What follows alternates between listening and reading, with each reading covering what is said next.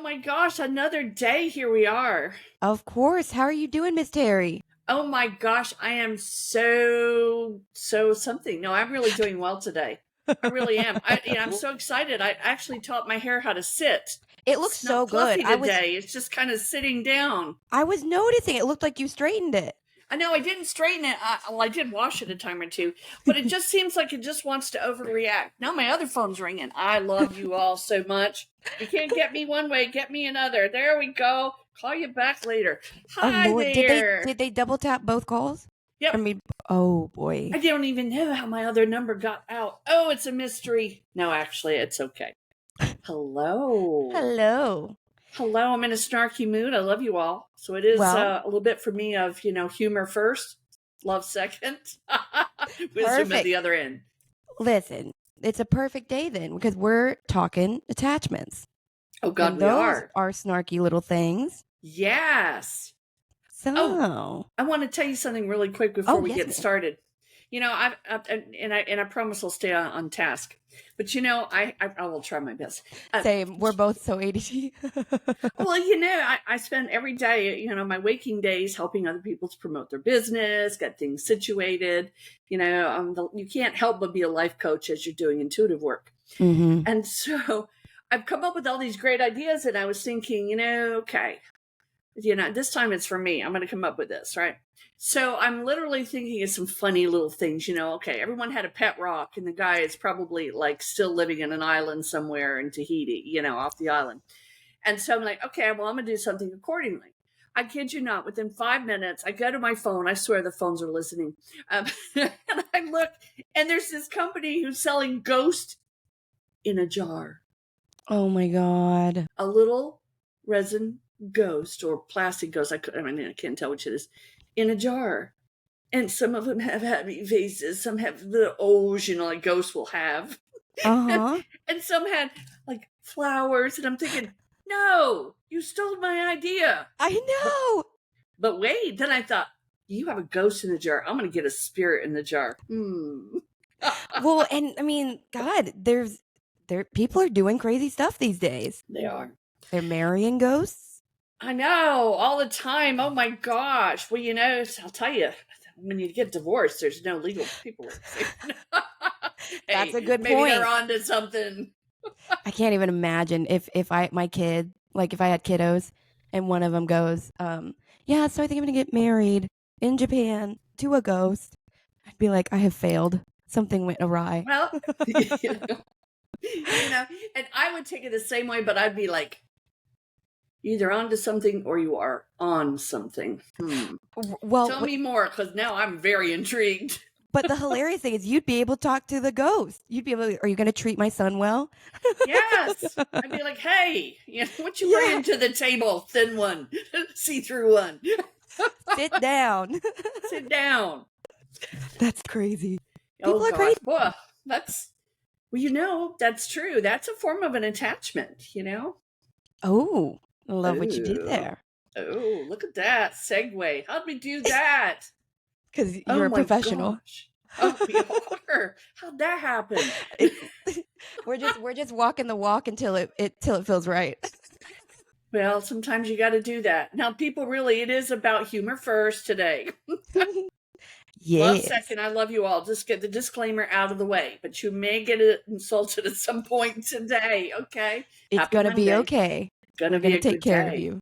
Good day. Yes, attachments. Yes. So let's build a little bit of a concise definition so we walk forward understanding the same thing. Oh, that's the wisdom part. Okay. When I say attachments, I'm referring to a metaphysical energy that has varying degree of sentience. Okay. Right? And that it is essentially accompanying a soul-bearing host. Wow. Did that not sound perfect? That's what we call wisdom. And that's why we know that we're perfect team. Oops, as I hit myself in the head. Oh, Lord. Something and that's starts levitating behind you. Yeah. I want to marry your son. But do you have a child? No. Oh my Do you have a goodness. good family background? Oh my gosh, definitely. So, that's true. And I look at attachment. Attachments are also in your attitude. I can tell if you have an attachment by your attitude. Oh, what does that Mm. mean? Now, that's not in the Webster's dictionary either. Mm-mm. But you're absolutely right, because Sterling, that's what it is. An attachment is exactly what you just said it to be. Attachment is something that comes along. Sometimes you'll hear me use the word hitchhiker. It's a hitchhiker because most attachments you don't actually overtly invite. You may by your actions, because that's exactly how a lot of it gets ramped up. It's by the way you act. But it is also considered a hitchhiker energy. Okay. So let's look at them. I mean, realistically, going back to Webster, there are two definitions, there are two types, let me put it that way, of attachments.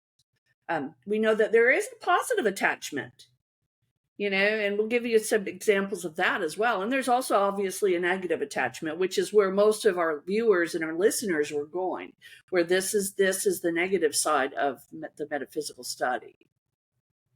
Mm-hmm. Mm-hmm. So where do you want to jump in? How do we proceed? All right, let's start with this.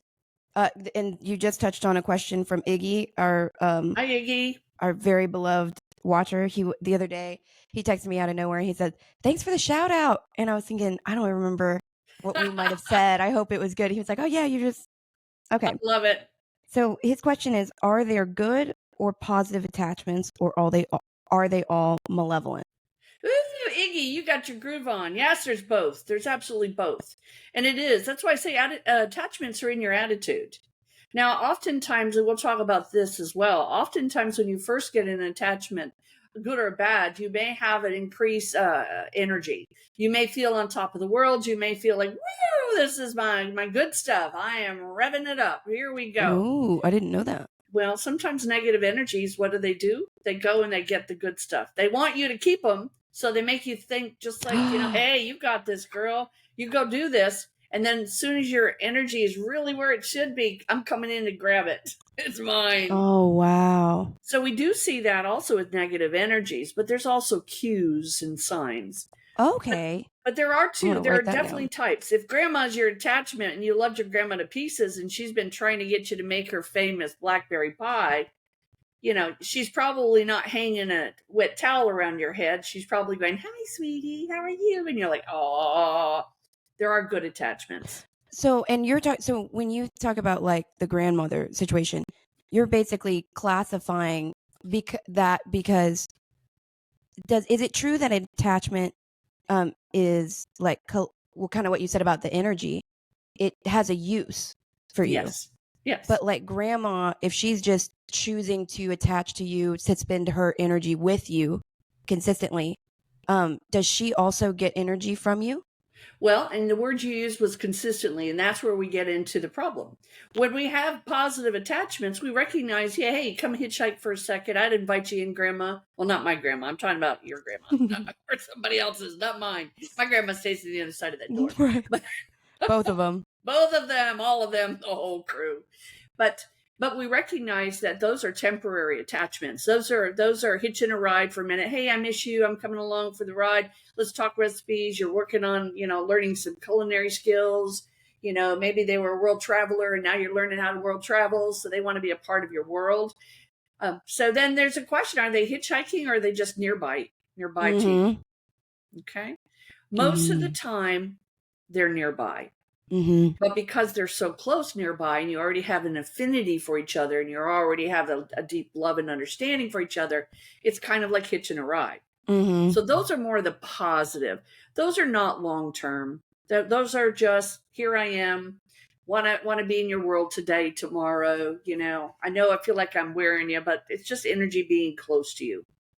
And what would you classify? Because we know that within spirit guide systems, there are the ones that stay with us from birth to death, and then the ones that you call them a reason and a season. Absolutely. Would those be considered attachments too, or no? I'm not going to call them attachments. And again, the reason why I don't call them attachment is because I do try to differentiate sometimes between a higher self and a guide. When I'm doing a lot of instruction, I've got to get people to a place where they're not feeling like the only thing they've got going on for them is their higher self. Because that's, again, can be a lonely place, even though it's a very, very amazing place, don't get me wrong. But I also want to, explain it as they are part of your team. And a team is an attachment. Mm-hmm. And they're really not interchangeable. So I look at the guides as not attachments, they are a team. So they come with us for a season or a reason, or permanent guides for our lifetimes. So I don't really put them in as attachment. And they don't, I just heard, they don't have any relationship with the physical world. Right. So they're kind of on, whether they're with you or not, they're in that higher echelon anyway. Exactly. And attachments exist with, they co-function with the 3D, right? Right. They co-function. Okay. Exactly. And if anyone's ever watched Men in Black, and I know it was, funny, and, it's fiction and all that good stuff, but there was one scene, and I can't even remember the name of the guy, but he had this other person, this attachment on the side of his neck. And when he turned, the guy just kind of looked at him like, hey, I am. Well, was that a negative attachment? Well, the guy seemed like a happy dude. He seemed real happy to have him. He wasn't doing anything really bad. So, in a stretch of this conversation, that's kind of what a positive would be. If they're not directly negatively influencing your life or anyone else's life that is around you, then they're really just there, positive. And you can choose to keep them or not keep them. If I love my grandma and I still don't want her attached to me, I go, hey, grandma, back up a little bit, getting a little crowded in here. And then it would be more like, hi, now you're standing near me rather than coming through my energy.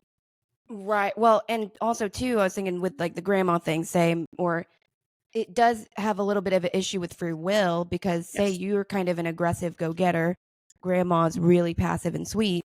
As she stays in your energy, that will adjust you into somewhere in the middle of that, right? Absolutely. So And that's complicated. it is complicated because there's so many different sides to this. I would really like the viewers and listeners to kind of take a mindset for a bit here, that think of an attachment as what you feel when you say you go around some of your besties, and your besties are real positive and upbeat, and you feel positive and upbeat because you're around them, and they're like, woo, this is good. Energy's energy. You're feeling upbeat. This is good. Then you go into a negative environment, maybe with like my relatives or something from the past, not the ones now. I love you all. And you go there and you're like, oh, this feels oppressive. This is not good. Now, it doesn't mean that I literally picked each one of them up and wore them as a jacket. It simply means now I have an oppressiveness from them, from their spirit. And if they were to attach in energy, then I would have probably an oppressiveness about my energy. I remember one time I drove to your house. We were having dinner for some like a get together, and on the way there, I just randomly thought about my mom. Mm-hmm. So I get there, I'm probably at your place 2 hours maybe, and then I just bring it up like, dang, that's so weird. I was thinking about my mom. And you immediately said, I'm so glad you said something, because you weren't going to until I did, but that you felt that my mom was really close to me that day. Mm-hmm. And so that's even like, I'm pretty Yes. intuitive, I feel. Mm-hmm. And she had detached for that time frame, and I think she was really missing me or mad at me, whatever it could be. But the way it manifested is I started thinking about her. Yeah. And who knows, maybe I would have had more of a temper that night. Like, who knows what else could have been a result of that. That's exactly right. Which is so weird, because you can't control that. You can't. And if you look at it, it gives you a little bit more power. Think of it this way too. Instead of attachment, if you look at it as a hitchhiker, you pick up a hitchhiker. Now, don't do that, people. That's not safe. But it's safe, for instance, you're foolish enough to pick up a hitchhiker, right? Right. You're not going to drive around all day going, hey, what do you want to do next?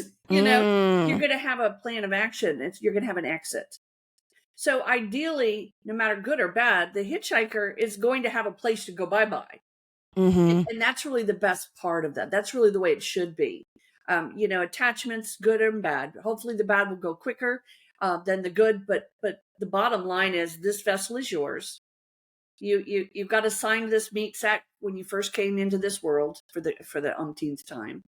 And you got to take good care of it. So you can't let everybody in your house, right? And so, and I mean, house as housing. So we recognize that, yes, as a hitchhiker, you have more control over the outcome of exit. Yes. And so this is a really great point about the control thing. So I remember either on the podcast or off, I can't remember, but I told you about that egg trend that was going around. And there was this trend, I think it was on TikTok or something, where people were basically saying if you take an unbroken egg and then you rub it all over your body with the intention that it takes with it negativity, and then you break it in the water, you're supposed to be able to divine. And I say this a little bit sarcastically because I think there's a lot here that I don't know I believe in, and you're supposed to be able to read the egg curdlings and tell yourself what's been bothering you. And I'm like, all right, that sounds a little bit nuts, but everybody was doing it. Mhm. And so when I asked my guides, like, is this working or what's the cost of it? And they basically said that it was going to remove more than what people thought it would. So it's like ambitions, like desires, like certain generative energy would go with it. Right. So I'm like, what are we doing, guys? Like we can't just, we need to protect our energy, but from the mental plane, from the causal plane, not these things that we think are going to rip away from us. Like we should be able to expel them ourselves with enough intention and concentration and desire for change. Well, and that's exactly right. But you got to look at it also from another standpoint too, just briefly, just very briefly, is that, for one thing, TikTok has always got the facts, just for the record. And so the second part, I told you we're going to lead with humor. Yes. Love and wisdom. But I think that was wisdom. Ah, that was. But also in keeping in line with this as well, remember that while you're busy taking that egg and rubbing it from head to toe, you're not worrying about anything. You're busy not breaking the egg. And so your mind is somewhere else. Your energy is also diffusing. You may be thinking you're concentrating, but I'll tell you, you're concentrating and not breaking that damn egg. So you're taking your thoughts elsewhere. Now, in the same premise again, adding another piggyback here, I'm a firm lemon lady, right? People call me, I've literally been called the lemon lady, and I'm like, okay, but I'll take it. It's better than being called the egg lady, I guess. But I believe that it absorbs negative energy and vibrations, but I don't expect to rub it all over from head to toe. I may bathe in it, but I'm not really feeling like my answers are going to come from an egg or a lemon that I'm rubbing all over my skin, and then reading the pectin or reading the egg whites. So that's a curious thought. Right. Well, and that's a whole different topic. But so, and we'll talk about this at the end, maybe what we can do to strengthen our energy. Okay. I like that. To be able to deal with that if that's true. But this is a big thing that you and I have talked about a million times. So everybody, they can have like an off day, or they could have like a summer cold like you and I have right now. And then they're telling everybody and themselves that they have an attachment. Yes. Because that must be why they yelled at their husband. It must be why they did something that they are perceiving as not of their normal behavior. But so it's blame, right? A little bit, right? I mean, it's a little bit of blame. But then we always say it's actually really challenging for an attachment to adhere to a person. Like it's not that easy. And that's one of the biggest things I would love to stress today is it isn't like you can just go to the grocery store and come home with this highly malevolent energy. Right. Because we have a vibrational mismatch, hopefully. Yeah. And what are your thoughts on that? And I agree with that. I do feel that most of the time you're pretty well protected. Most of the time your energy is resilient enough that you're just going to slide on by some of the negative energy that's around you. We recognize sometimes that things do happen. And I will tell you, I have had an attachment. I had an attachment one time specifically, and it was and I'll be real brief about this, but in the same line, yes, we typically don't just rush in and get all these attachments, and we don't want you confined to your house and afraid to go anywhere, afraid to get anything. I don't want you to feel that way. Okay. There's no mask big enough to keep you from an attachment. Okay. So my point being is when I was on vacation, I did actually have an attachment. And I told you about that. And it's really funny because I can't even remember the island that I was on right now, but it was on a cruise and we had stopped. And I literally felt the attachment. and it entered in through my mouth. And I know this sounds like something from either, a horror movie or a sci-fi movie, but it literally came in through my mouth. I choked. I could not breathe. I could not speak for 30 seconds. And I thought I was going to pass out. And it was just entering in actually an open air place.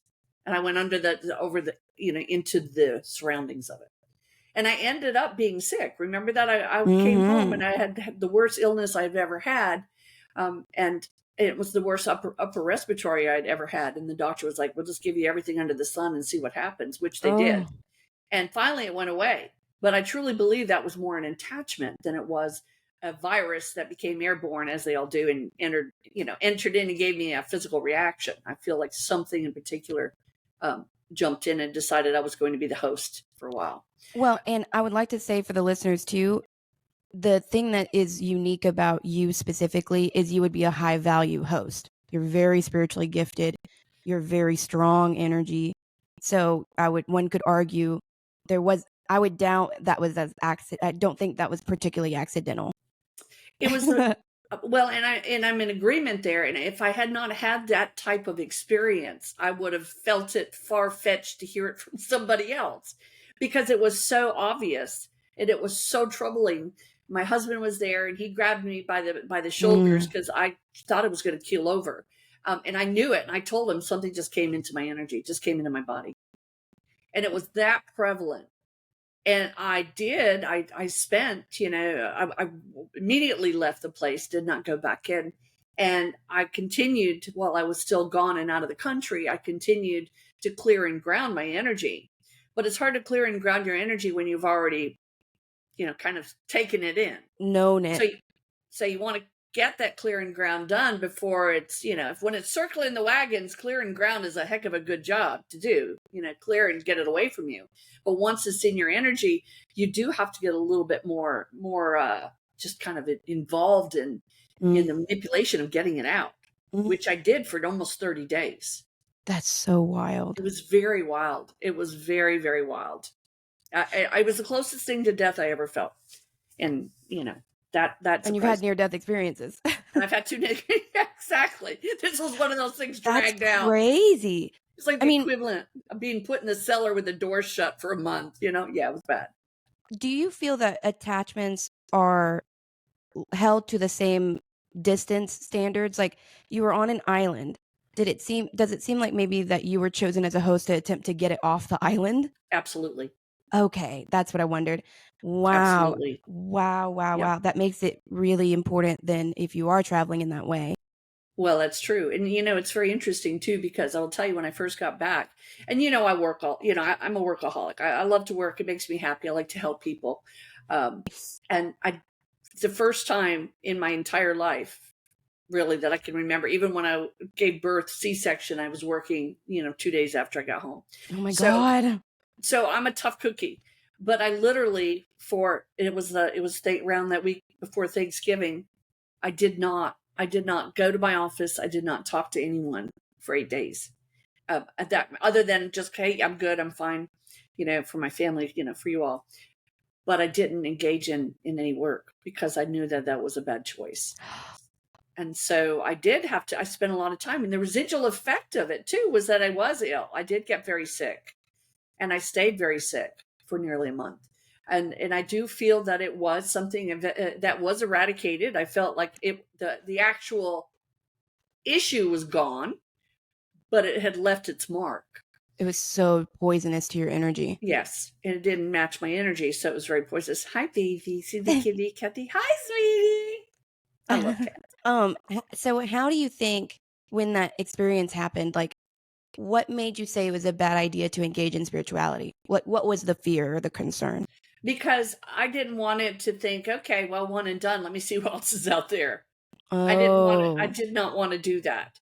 And I was very guarded about talking to people for a while. And this was, again, by Thanksgiving, Sterling's counting down the days going, I was there. No, I don't, no. Terri. Oh my God. But I had already been through quite a bit by the time we got together for Thanksgiving. I felt so sad because you couldn't taste everything. No, I couldn't for nearly. It was the worst. I had never been that sick in my entire life. Oh my And God. literally, there were times where I thought this is my last breath because I can't breathe anymore. And so I knew that I had to keep getting it out because it left its mark of illness, which is what negative energies will do. They'll leave a mark of illness.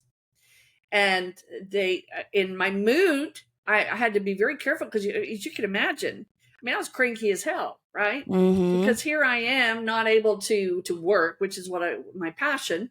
And sitting home, my husband was gone all week for work because he was working really hard at that time. And I am absolutely miserable.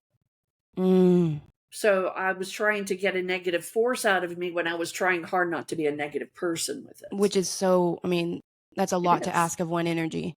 Well, and it can be quite a bit. And, the thing about it, too, there's so many different types, and also what we're doing this morning. And, we're going to break it up into also how we feel when we get an attachment and how we are sensed in others, how others see us in the process. I can say from me in that instance, I felt like crap, obviously. I had to fight being angry. I had to fight the poor me. I had to fight succumbing to it because I felt sometimes it was just like, just take me, I'll come back again. And so that was a pretty significant force. My husband saw it as I was aloof. I was distant. I didn't talk. I didn't want to be around him. I slept in the living room. I slept in the chairs. I didn't want to be anywhere near because I didn't want anyone else to catch whatever the illness part was. And I didn't want anyone to catch whatever the attachment was. Oh my God. But I will tell you, and I'm grateful to this day, I will tell you, and I even said it afterwards, I am grateful for the experience because I cannot teach you what I do not know. And I spend most of my time looking for experiences rather than what I see as knowledge. So I actually thanked my team for getting me through it. Never let it happen again. I've got the lesson number one, but also grateful that I had the experience to do so. You just said when the team let that happen. I was literally just about to ask you when that happened to your physical body. Yes. If you can back out and relive, what was Brutus doing? Like, what is that? Were they under attack as well? Well, I was told not to go in there. See, I'm not, and what's funny for me is I'm not really a shopper. When I go to these islands, I'm not really a shopper. I'm an observer. I love to watch. I don't need stuff. I mean, people that know me know that I don't really have a lot of, just miscellaneous trinkets and things. I just don't. I don't buy things. And so I was not really going to go in that shop. And I walked to the shop and I stood outside and I heard no. And when I heard no, I stepped in and I thought, I mean, it happened so fast. I was thinking, why am I walking in? I don't even want, there's nothing in here I want. And I heard so there no. was a siren call. It was a siren call, yeah.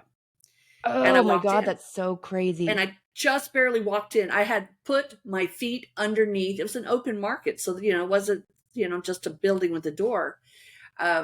I walked in, and the second I walked in is when I started, immediately, when both feet came in instead of one, I immediately had an issue. See, and that's another truth about us and the stuff that we do. It's like, it's not like they paint a billboard for us. Like we could, it's not that simple and it's not that easy. No. So that's so crazy though, because it just talks, we always say like, we're just human. Well, like the guides are still just guides. You know what I mean? They can't save us from ourselves necessarily. I didn't know that there had been any kind of warning to it though. That's all there was no. And I just, you're like, no, what?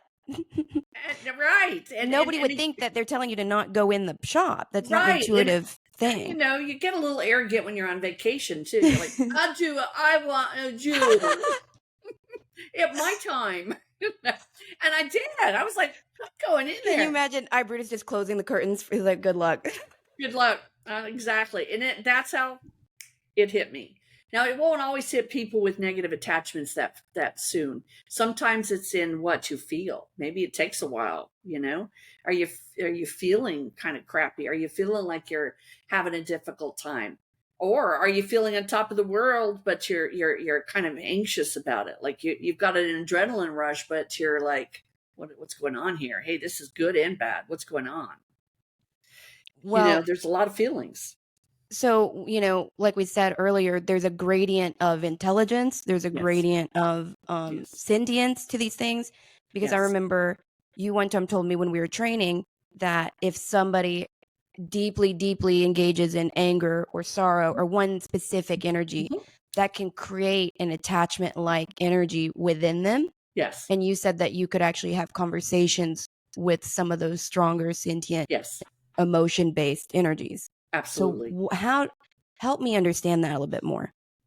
And that's a tricky thing, because when you are talking to someone who's sitting across from you and you know they have an attachment, and you know that it's not just going to be you going over there and like picking lint off them, it's going to be a lot more substantial than that. You can't just go in gun-ho like the Lone Ranger and just go, "You're mine," and grab them out of there. It doesn't work that way. I have talked to them. I had one that actually is kind of freaky. I got to tell you about this attachment. I had a client, I'll never forget her, and I don't know her name, and I don't remember her name, and that's so funny how that always works. But she literally had a draconian. She walked in with a draconian, and I thought, "Damn, girl, if that's your spirit guide, I really wish you picked another intuitive." But she came in and she sat down, and she literally sat there and said, "I'm draconian." And I thought, "No kidding, something's off here. Something is really off." And I knew it was an attachment. And so I had to very nonplussed talk to her, because I wasn't going to rev up the ego of this, okay, within her, and also the ego of the entity. Oh my God. So I had to be very careful, because I had to be very almost neutral and non-involved, because I didn't want to become the next, like, "Oh, a little snack over here," right? So I protected myself. I cleared and grounded myself. I put a shield up. I made sure that my guides are near. And, and I let her talk. And there was a lot of ego going on. She enjoyed the power she had, that she could hurt her family members, even though she was remorseful about it. Well, there was a dual action, right? Remember I said sometimes you'll feel really good about something really bad. And that's what she was doing. She was feeling the really good in something really bad. And so what I was doing is I was listening to her, but I was kind of putting them in two categories. And again, it's like we do this all the time when we are listening to say something we don't want to really hear, and we're doing laundry, or we're doing dual action. So I separated half my brain for her and half my brain for the draconian energy that was part of her. And I said to it, I said, "Why have you come?" Because, last time I looked, you weren't living next door to me. Why are you here? Why are you on earth? Why have you come? And it was basically because I can. And okay.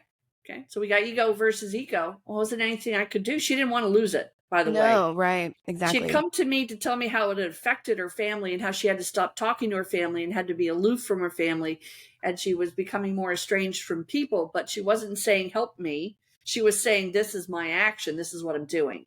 So she was feeding right into it. And I asked her, I said, do you want to release yourself from this? She said, "Well, of course I do." I said, "What have you done to release yourself?" And there wasn't any answer, because the draconian side of her was like, "Good luck." So is that one that I couldn't help? Yeah, couldn't help her. I don't think she wanted to. She wasn't coming to me to be saved. She wasn't coming to me to be helped. She was coming to me to posture. Which you've had several of those. I have had them. Because I mean, I can't stress this enough. Like, you're very, very gifted and very powerful. So it makes sense that. It's very sweet of you to say that. I'm just it's me, true. but thank you. Well, but I say this to say, like, you will always, like, you live a wholesome and a good, righteous, in the light life, and still as best those as a will human come. can. Yes.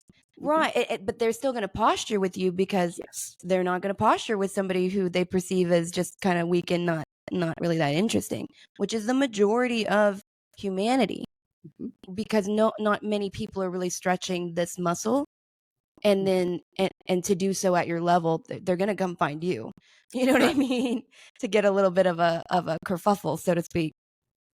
Well, and that's the thing, in that situation, and if there would have been anyone else that would have sat in there with me, if it would have been a student, or it would have been something going on differently, I would have asked them to leave. Because I would have thought, okay, this energy, this entity might be trying to pick one of us off, and because again, it's just far reaching, right? Any negative energy wants to have as much as it can. And if it wears out its host, it's got to find a new one. So it kind of keeps a few in reserve. Oh my God. And so I will tell you that particular person, I'll never forget her, because literally at one point I looked at her, and when she I kid you not, when she blinked, her eyes went sideways. Reptilian.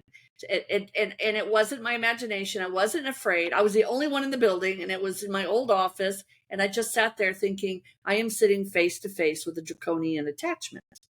And this isn't any frills. This isn't any ooh la la's. This is like real shit. And when that happens, you know you've got to do real things. And I could not go in and just, think that, okay, well, I'm Top Gun here. I'm going to get rid of you. I had to see what it wanted, and it really wanted her, and it was really asking me, what are you gonna do about it? And you said, I'm about to take my lunch break. I'm not doing anything.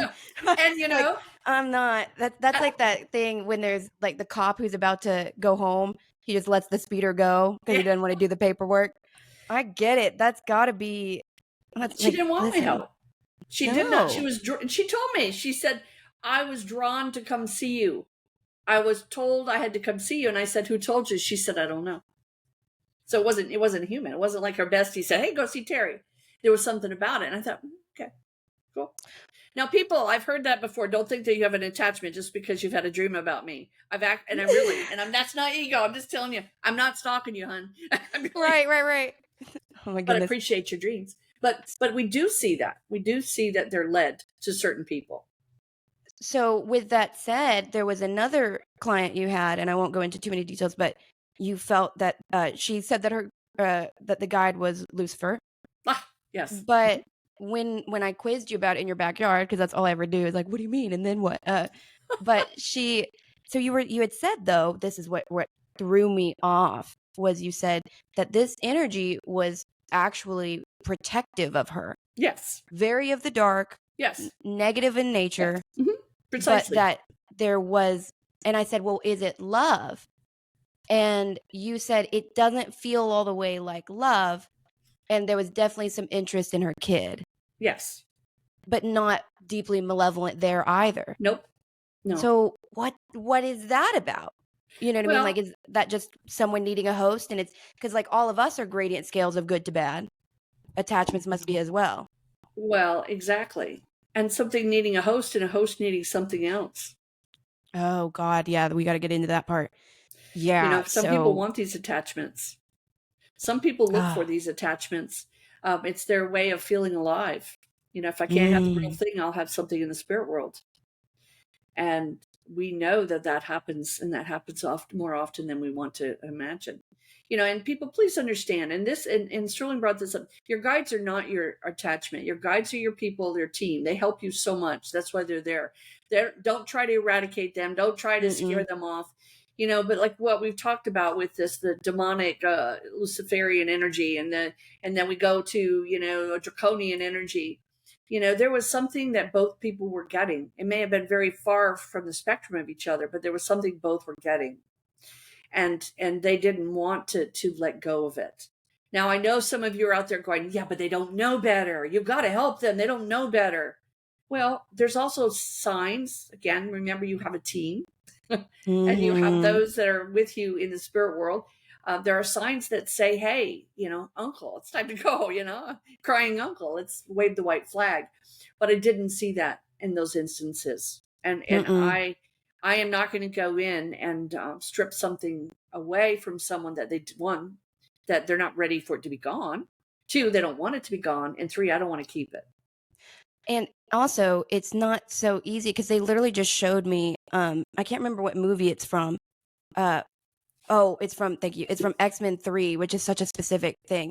But at one point, whenever the Phoenix, whatever, she's created this barrier around her.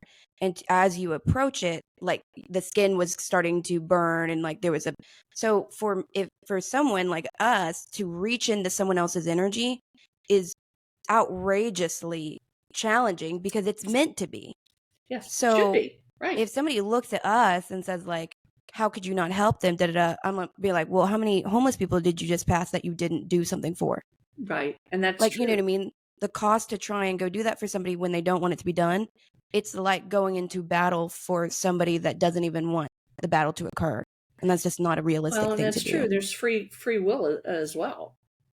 If there's free will and someone is not giving any signs, either spiritually or through their team spiritually, that they want to be released, I can't go in there and take away their free will. That's not my job. It's not my right. And so we do see attachments. And again, there are positive ones. There's joyful ones. They're usually short term. They're hitchhikers. They're just coming to hitch a ride. They love you. They just think you're amazing. They want to do the shimmy shimmy with you. They're coming in through trance channeling. I let a lot of people through this vessel. I mean, I do that because I know Brutus is an attachment.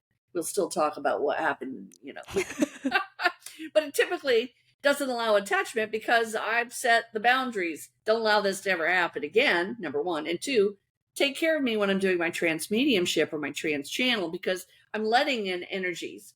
Is that an attachment? Sure it is. It's a temporary one. But if someone is speaking through my mouth, that's a temporary attachment. It's a hitchhiker. I've allowed him to hitchhike. I just opened the door and gave him a ride. I said, hey, you, come on. I'm okay with that. But most people need to be reminded that this isn't a game. Having an attachment is not a game. It can be really beneficial, if you're doing trans speaking for someone and having an attachment help them. But you must recognize that your vessel is your fragility. That's you. You've got to take care of that. And you cannot take this lightly. Attachments overall are not a good thing. Well, and also I don't know this for a fact, but I feel led to say this. It does seem likely that these energies would hang out at mismanaged ayahuasca ceremonies, mismanaged, because you're essentially having your vessel stretched wide open. And then it's like, if you who's to say that isn't just like opening 18 doors for these energies and there's 20 people and so everyone's got a host now. Everybody's got a host. I am not going to bash that because I'll have a whole community after me. And I've actually recommended it a few times to clients in a few situations. But I'm going to tell you, I have enough horror stories in my head about some of those ceremonies that would freak anybody out if I told them. And I want to tell you, some of those attachments don't leave easily. I have a client. I just think the world of this guy. He's such an amazing guy. And oh my gosh, whatever the ayahuasca trip did to him, I will never be able to repair. He is a different person, normal, great guy, very spiritual, very sweet, very loving, very connected. And he is he's a mess. Let me put it that way. I mean, every condition under the sun, every nuance of sickness and headache and stomach ache and body aches. He can't walk, he can't breathe, and he's like 35. So people, my God, use good judgment. If your higher self says do it, then you and your higher self do it. But if you have any doubt, again, plant medicine is still called medicine for a reason.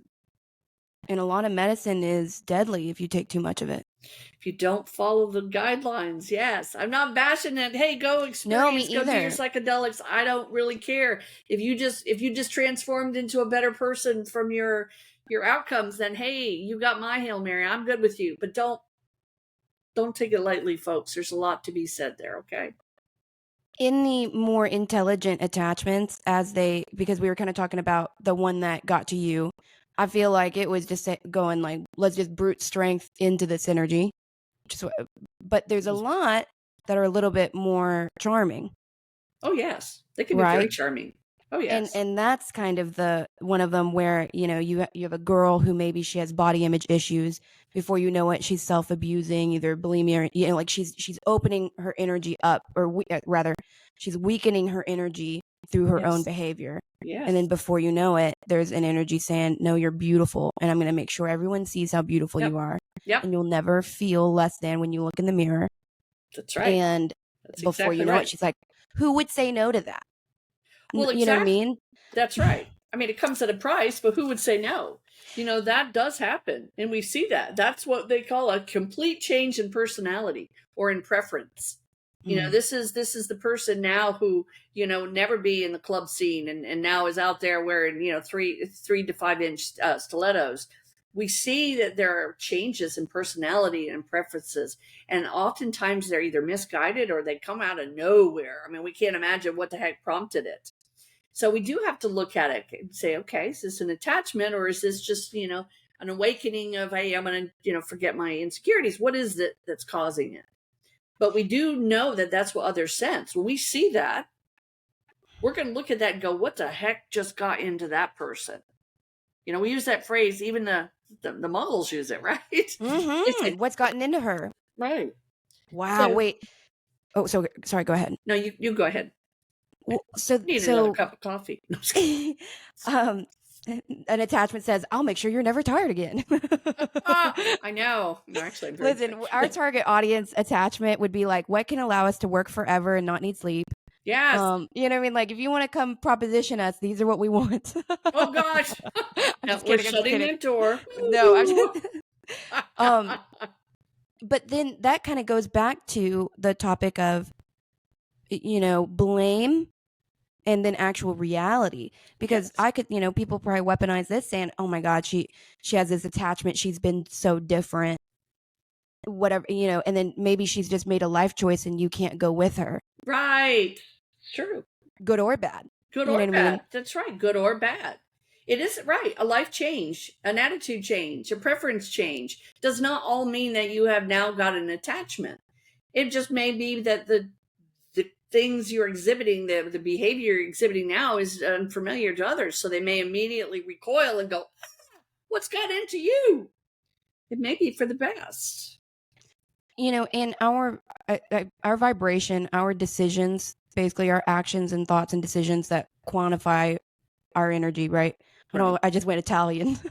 Your energy. I don't know why I did that. But like that is the immune system to these things. Yes.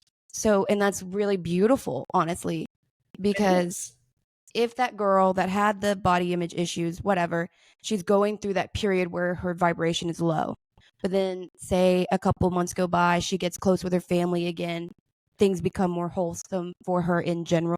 First of all, you and I are very close. So I'm sure you would just say, hey, we got to talk. But say we weren't that close and I don't really know you that well, so you can't probably get too real with me about the way this works. Mm-hmm. But I'm like, hey, Terri, I need help. Mm-hmm. What's your process? And you can feel that I want it, whatever. Okay. I would probably do a lot of, this is going to sound awful, but I'd probably quiz you. So how you doing? What you been up to? Gosh, I like this. You like this? Did what's your favorite thing to do? Oh, mine too. I would probably get to know you a little bit to see where you would go with your answers. I would want to know, are you more earthbound energy? Are you more, alien energy that's attached? Are you more cryptic? Are you just a negative thought form? Maybe you just have a negative thought form that took shape into an attachment. I want to know where your head's at. Mm-hmm. What's going on in that energy of yours? And then we take it a step further, depending on what was needed. Sometimes attachments really don't like other people getting close to their hosts. That isolation thing. Yeah. So I would either sit closer or I'd offer you some water and I'd put my hand on your shoulder as I was bringing it. Into an attachment, that's a little bit of posturing. So you have to be careful there, right? But I would see if you recoiled. I would see if you leaned back. I would see where you sat when I'm sitting with you. Where are you going in the room? If you were an aggressor, an attachment that's an aggressive attachment, then you might want to sit in my chair and not want to move. Or you would reach for things that are, like my chapstick and play with it. Or, something that would be showing me territorial issues. Transgressive, yes. Great. Exactly. So we recognize that there's many techniques. I've got to figure out what you've got. I've got to figure out what level. Is it, dangerous? Is it just, garden variety? If I could say, hit the road, Jack, get out of here. Would that work? Can I do a healing on this person? Do I need to clear some of the chakras and help them with that? What do I need to do in the moment to help them? Because, I may only get to see them for 30 minutes and all of a sudden I'm like, wow, Rome wasn't built in a day and I can't get your attachment out in, 30 seconds, 30 minutes. So I have to kind of go from what I know is intuitively and help as much as I can.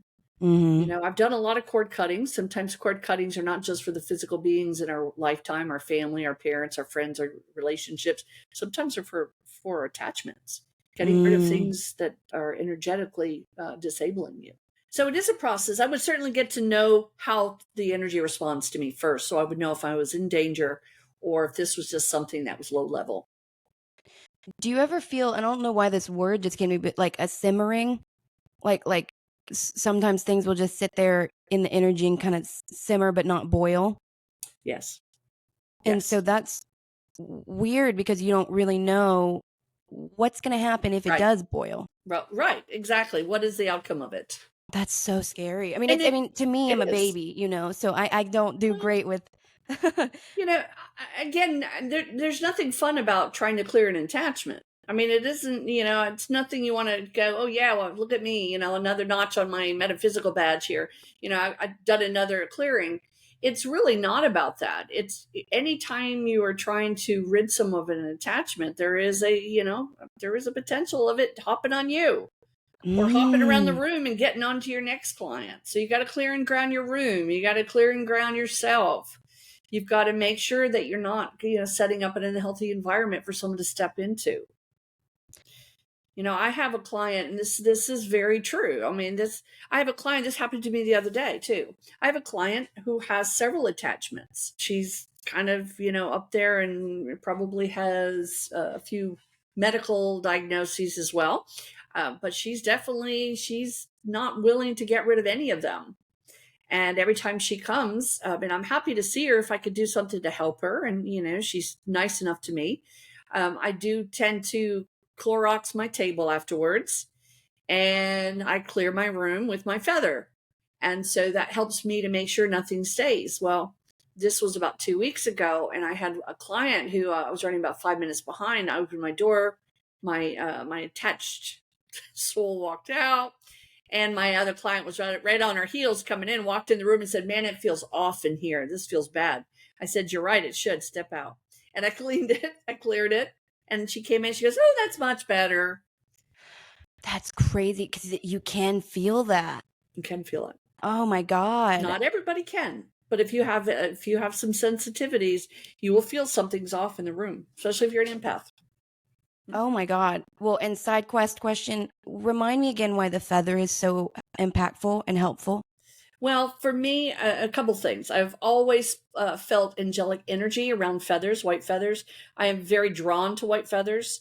I always have been. I see them as pure and wholesome. I also am, I've got a little bit of Mohawk energy, Mohawk blood in my body. And so in shamanism, we know the feathers have a lot of power and they're used in many rituals. And so for me, it's just a good way of clearing energy.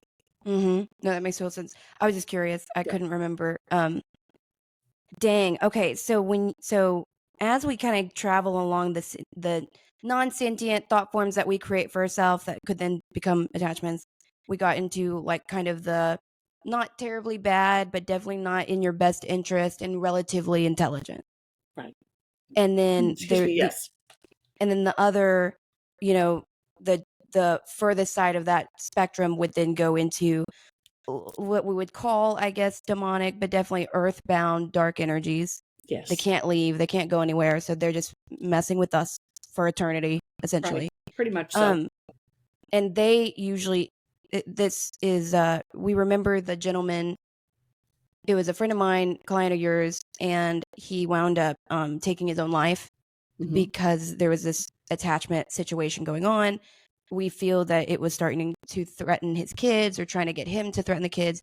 So it was actually quite a self-protective mechanism that he chose. And I remember being, devastated at the answer when I asked you this. And I said, why did this energy do that to him? And you literally said it was just a joyride. That's it. And that it took his life. And we can never know necessarily what he was getting from that energy. Right. But what I do know of the details is that he was heavily, heavily addicted and he was always in physical pain. Yes. So between those two things, he was never able to get his energy strong enough to combat something that was heavily malevolent, Right. and destructive.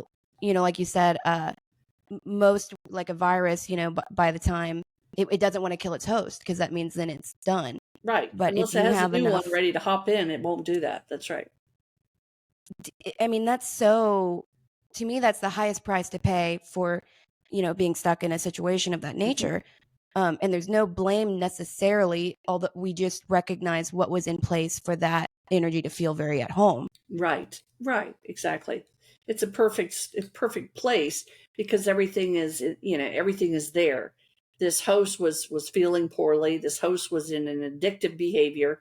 This host was really just kind of an open door in order, for something to come through, unfortunately. And we go, the language changes here too at some point, because then it goes from attachment into basically almost a possession. Yes. Basically, I guess attachment would be when you both co-travel with some semblance of control, and then Right. possession would just be complete submission to it. Complete submission.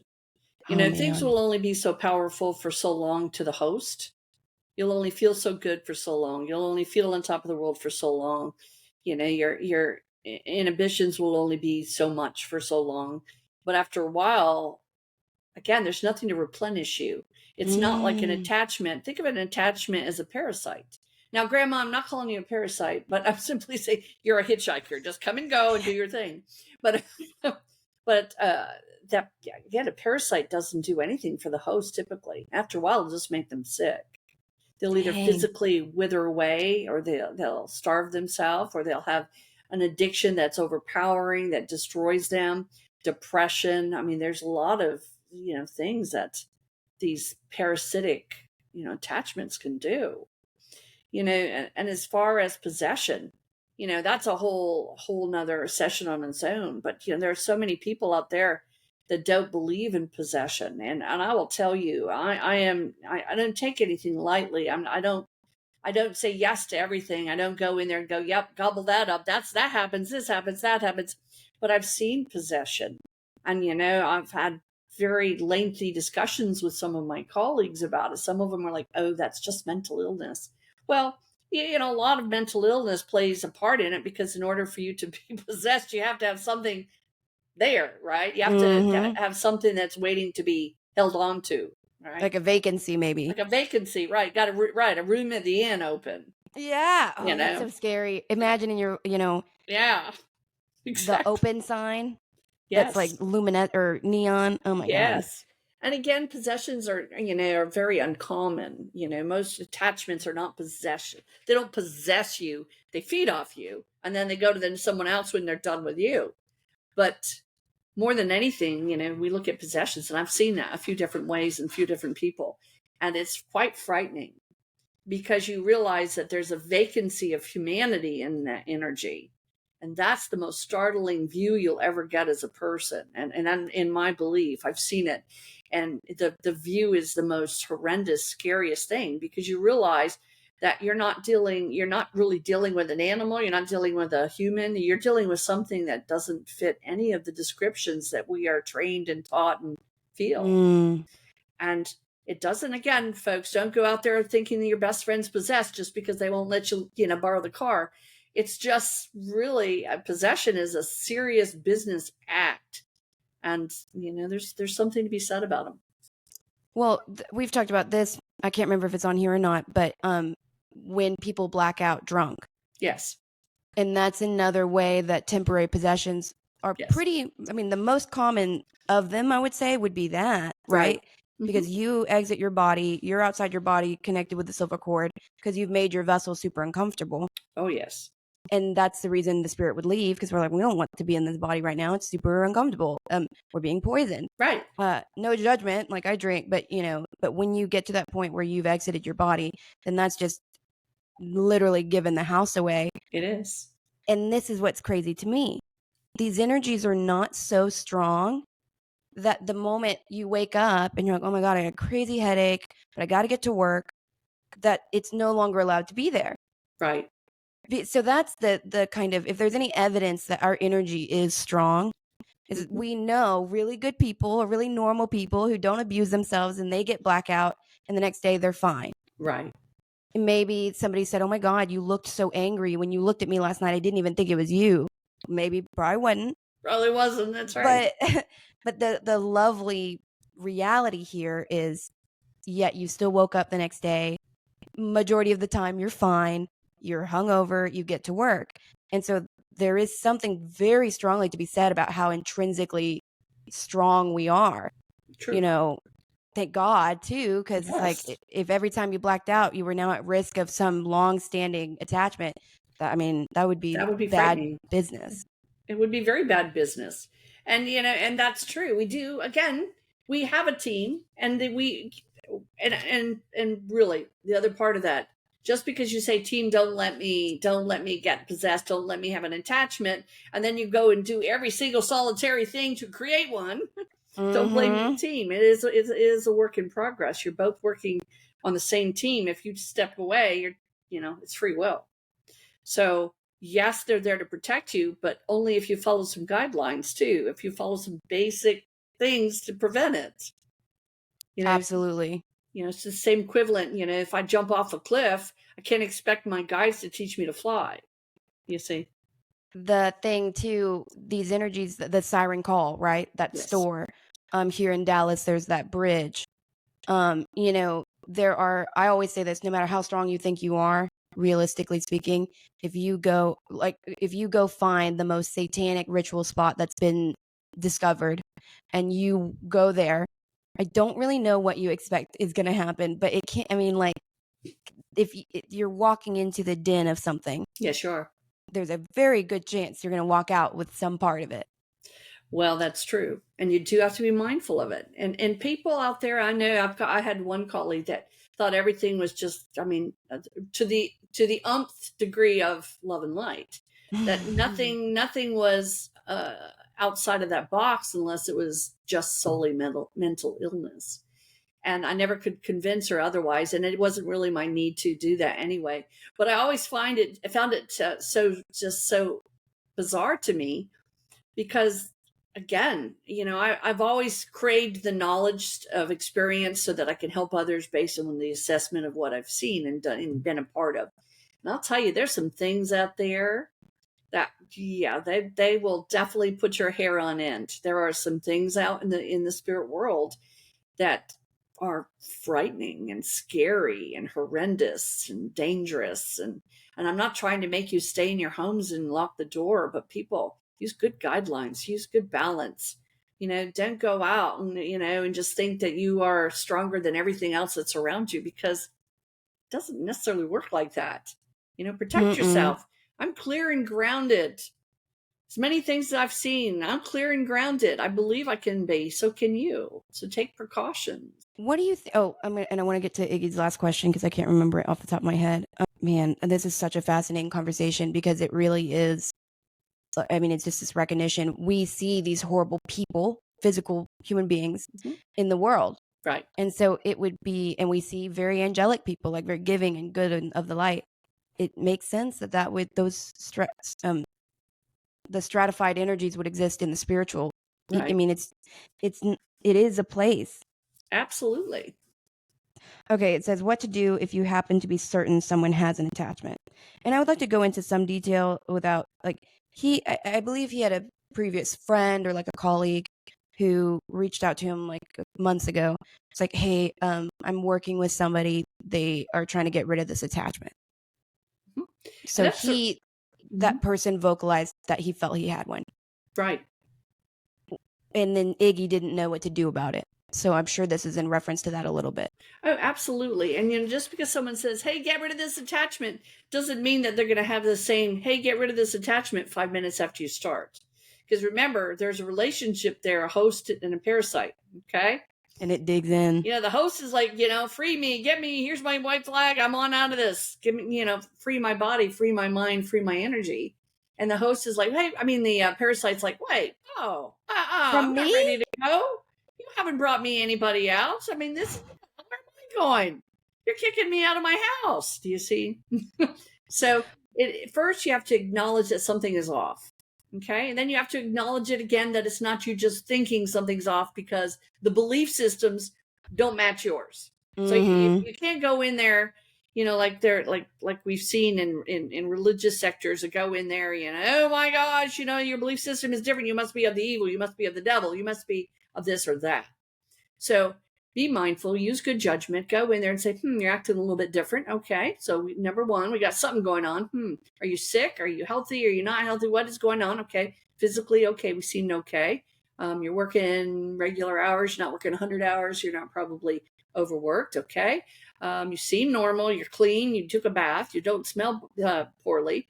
So you go through a kind of a list of those type of questions in your brain in order for you to assess the next step. And oftentimes then you would go and you'd be very loving. I'd say, hey, if he's in a situation, I'd say, hey, you want to go for a walk? Let's go do that. What do you think about this or that? Get a little bit more feedback.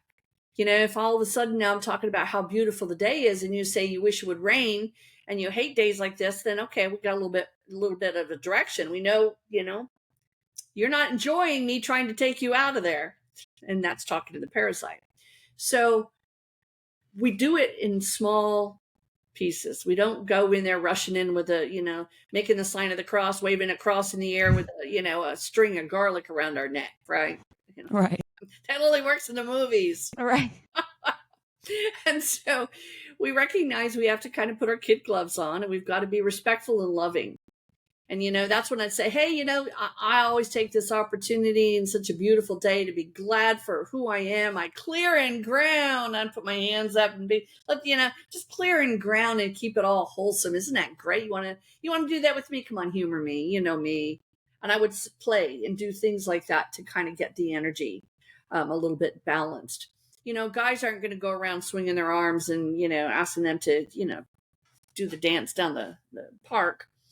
But with his question, I would simply befriend, continue to be a friend, make sure that the answers are very loving rather than inflammatory. So if someone says, I hate today, don't go along with them and go, yeah, me too, it sucks.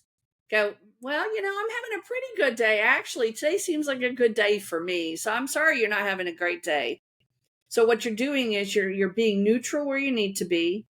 And you're not going in and, with a flashlight looking for what's, behind the eyes. It's a process. And Iggy, when you do have a friend like that, there's a lot of things that come into play. Are they having a problem with addiction? Are they going through divorce? Are they going through a mental breakdown? Are they in some type of, emotional trauma, mental trauma? What is exactly going on? We can't jump just to attachments. If all of a sudden they've been, hanging out doing, miscellaneous drugs with some rough people, then you probably got another direction to kind of lean towards. You be kind, you be patient, you be loving, and nothing hates that more than someone who's attached to anyone. They really don't. And another methodology, and I think this is helpful even if someone doesn't have an attachment, but this I think would be effective as well, is if you basically said to someone you love a lot, like, hey, you got two people, like, and just act like you don't know. They don't bring up it seems like there's two Terrys. One really wants the best for itself, and one doesn't. Right.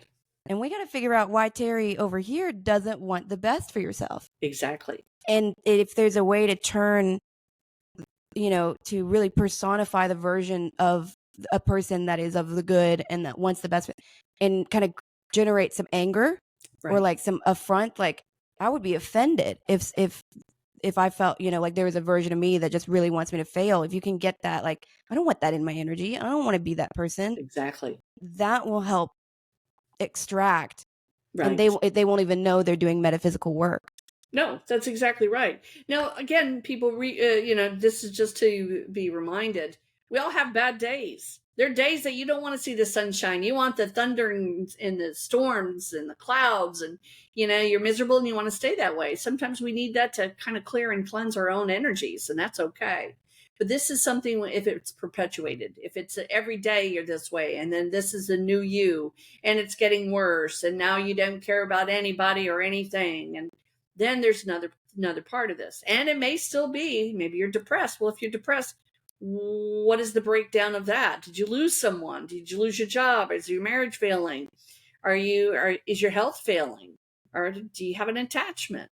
I believe that really, when you get right down to it, if we look at it from that standpoint, it really is about, kind of crossing your T's and dotting your I's. These things all could come into play for an attachment, or it's just an attachment, a parasitic attachment that just decides that you're it until you're not. And the best way to be not is to get happy, is to take some Epsom salt baths. It is to walk out in the sunshine. It is to open the blinds of your room and your door and open the windows. It's to get out in nature. And it's to take actions that you wouldn't mind the light seeing. Yes, exactly. Go to a drumming circle. Go to a singing bowl circle. Go listen to something that parasites don't like joy. Remember, they don't want to hear all these good vibrations. They want you to be miserable and stuck. They want you sitting in the dark with the lights off. They don't want you out there enjoying life. Is it because they can't, if they're lower density or they're lower vibration, and when they get us into that state, we are lower vibration. Yes. Is the whole joy thing and the laughter and the good stuff, they just can't generate energy from that? It just doesn't have the same effect. It doesn't, fear and anger are the most powerful emotions, unfortunately, even though we say love is all, and love is. But fear and anger is what brings all spirits into the energy. If I walk into a room in a paranormal investigation and I go, get out here now, I want you right now, I'm going to get something, and that's probably not a good way of doing it, right? I'm probably going to get a response of going, hey, what are you doing here? Something's going to get their feathers ruffled, right? Whether it's a good spirit getting angry or a bad spirit lapping up the joy of misery, right?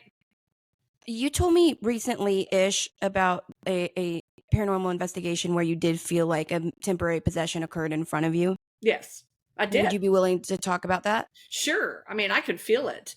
And what I did was I basically prayed over this person, and I had my team, whatever prayer worked for them. Again, I don't, if a Christian prayer isn't your bag, then you go wherever you go with your prayer, because it's only powerful if you believe it. Okay. And so we did, we prayed around her. We stood around her. We actually cleared energy around her. We needed to, because it was clear that what we were driving out of the rooms, that was a really bad time. Not a bad investigation. It has nothing to do about the investigation. It has to do with what you find sometimes in the investigation. But this really nasty energy immediately just ran into her. Oh, so it wasn't co-traveling with her at that point? No, it ran into her. Oh, no. It may have been co-traveling, throughout the day. I feel like it was in the house all the time. But it was also comfortable living in the house because no one was giving it any grief. Do you see? And so we come in as an investigative team, knowing that what's happened in this house, knowing that there's negative energy, clearing it, clearing one room, moving to the next, clearing that room, moving to the next, doing all of our work. Well, this it feels energy, hunted. Yeah, it ran back to her. So we had to clear her. And so it was quite profound to watch. And she didn't know what we'd been doing. So it wasn't like the best rehearsed act of, fakery. It truly was. We were getting it out of all the rooms. And the last room we were trying to banish it from was the living area where she was. And how did you come to realize that because I don't remember exactly what you said, but she became almost feral, or what happened? Like, she started shaking and crying. She curled up into a fetal position on the sofa, and she didn't want anyone near her. And she was muttering under her breath, but we couldn't hear what she was saying. And she was basically, you could tell the physical body was being attacked. The emotional side of her was being attacked. And what was in her was not happy with us. And she was not happy we were standing all around her either. It wasn't like, pray for me, I need somebody to help. It was more like, get away from me. And we didn't. We kept doing it until we saw her body relax, and she, got out of the fetal position, and she relaxed. And I realized it wasn't just trickery. She was actually okay, that something had released her. And then we put her in a room Wow. that was clear and did it cleaned the living room, cleared the living room. Oh my goodness. Yeah. Wow. Wow. I mean, there's And some Taylor things was to there be. for that? What's that? Taylor was there as well? Yes. Oh, yes. Yep. And how did he respond to that experience? He agreed. He said, you know, what we've got here is we've got some bad lower vibrational energy, and it just found her as a host. We figured it had been doing that off and on. We figured that it was jumping in and out, but Wow. her house was comfortable because this energy felt like it was their home. That's so much. It's amazing, and I recognize, and I always say, you know, until the day I stop recognizing how strange this sounds, yeah, worry about me then. But this stuff is real. This is bizarre to watch, and I've taken in teams, new teams, that are just kind of getting their feet wet with some of this stuff, and they're like, "Oh my God, we didn't even know this stuff existed." And I'm like, well, you know, I could tell you to the end of time, and you can just go, but until you're in the throes of some of this stuff, you really don't know what anyone's really talking about.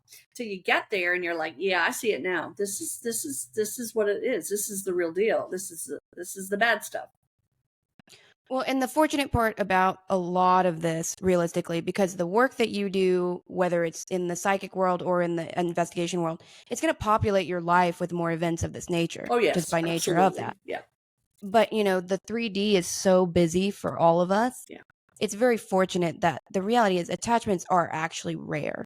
They are rare, and thank goodness for that. Yes. Yeah. And so, like, we're talking, I'm curious, so I keep asking about these experiences.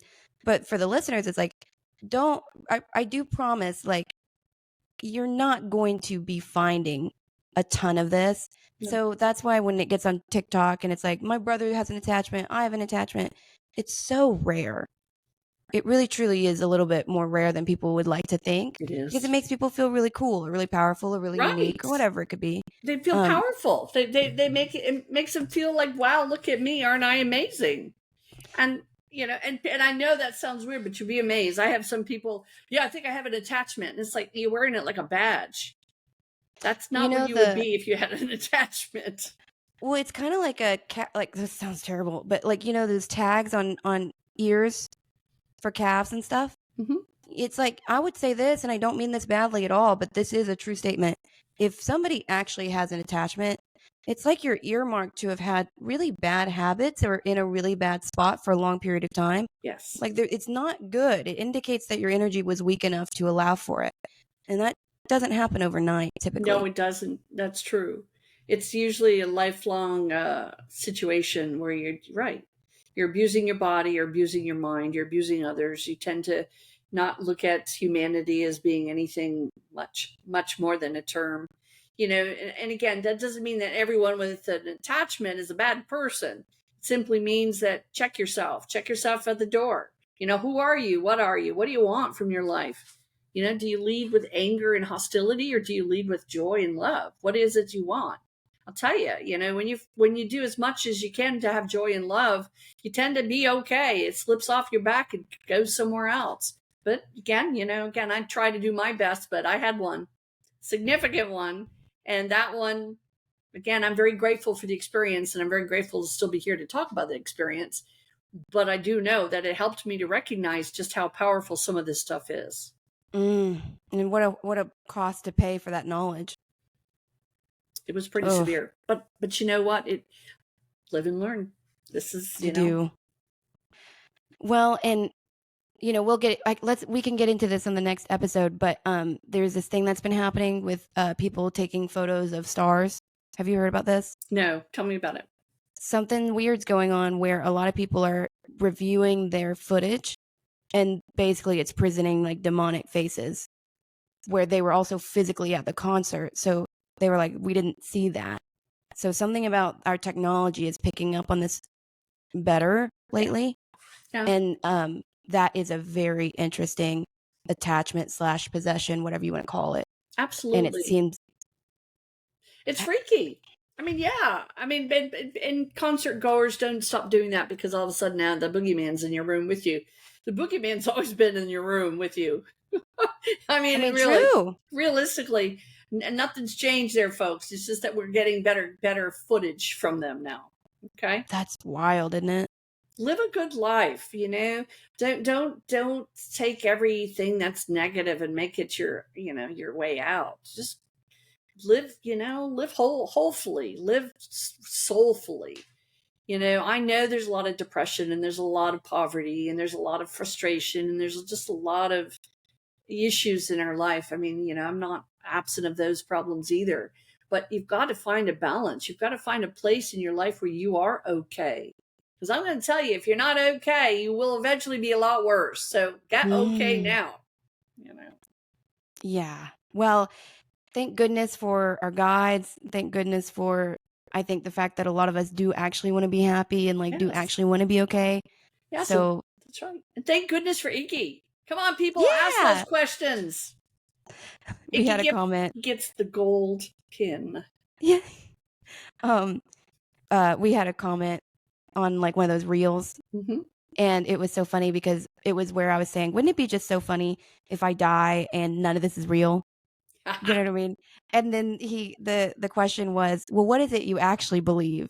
And I was like, damn, that's such a big answer. Wow, that's a great question, though. What do you believe? But I did comment back, and I said what I do believe. But yeah, so we are getting. It's a lot. Honestly, what's really sweet is it's just a lot of love this, agree, things like that. I love that. Very good. And what do we believe? We believe in you. We believe in love. We believe in hope. We believe probably in life everlasting, whatever that everlasting part looks like to each and every one of you. I mean, we believe in redemption, forgiveness. We believe in a lot of things. And honestly, for all of the dark that we acknowledge, man, do we fight for and acknowledge the light. You bet. There has to be light, right? There is. We see it every day of the week. And it's that yin and yang stuff. I mean, there's some that's real. It is. It is.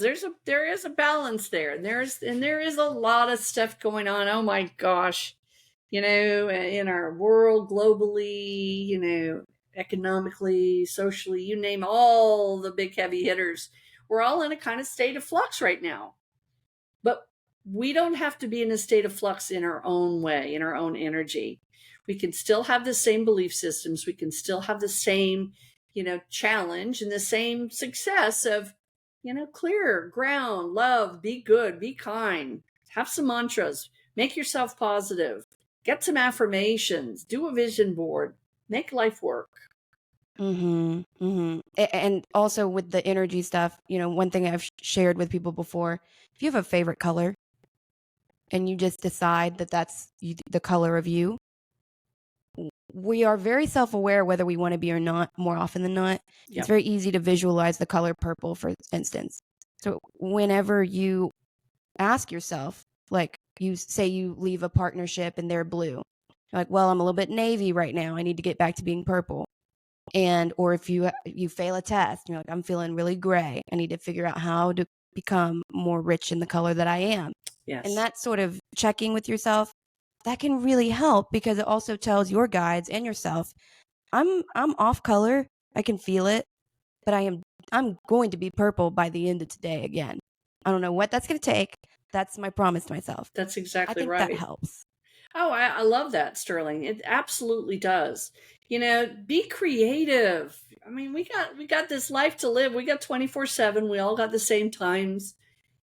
Just be creative. What color is your favorite? Like Sterling said, find something that makes you happy. What is it you want to do to create a better today for you? A better way of looking at today for you. How do you upgrade your day? Ooh, how do you upgrade your day? And I swear, if anyone out there names their book Upgrade, I'm in trouble because that's mine and all mine. Just kidding. I love it. Kidding. You send your guides to trademark it for you. I know. I have to because it is about upgrade. Everyone needs and wants an upgrade. We just all think that we can't, as we have all heard, we can't afford to upgrade. Of course you can. What are you upgrading? A lot of things don't cost. So. And it's about choosing your heart too. It's like it's going to be hard to have an attachment. It's also going to be hard to do the things to get rid of it. Yes. So which heart are we picking, guys? Exactly. And for me, I don't get an attachment because they tell me I talk too much. So, I mean, go figure. I love it. Oh my gosh. I put my I love glasses you back so on so I can see much. y'all better. I love you so much. Oh my gosh. This is And July 1. And it I don't know is. what time and when the viewers are going to be seeing it, but you'll all have July 1 at some point, right? Yes. Well, and I want to say this because this is just true. Thank goodness for the work that you do in spirit, because it's so much that you do. Like, you do so many different things within that world, and so much of it is protective, Well, like, just thank you. hands down. I So I love think what I that's do. amazing. And same to you, my dear. Oh my gosh, you're out there helping people right and left. You've found your calling. And, I know that this is something that's only going to continue to grow and grow. And no, that's what we do. And that's what you're doing right now. And I love that. Life is meant to be good. It can also take us in the trench and keep us in the trenches. But I don't believe that's where we should land. I feel like we have an opportunity. And maybe it's just bite-sized pieces that we start off with first. But we have all an opportunity to live a good life. There's there's no set path. There's no set way. Start small, one step in front of the other. But find your rhythm, find your way, and keep the attachments off. They're just not worth it. Just be like the Teflon man.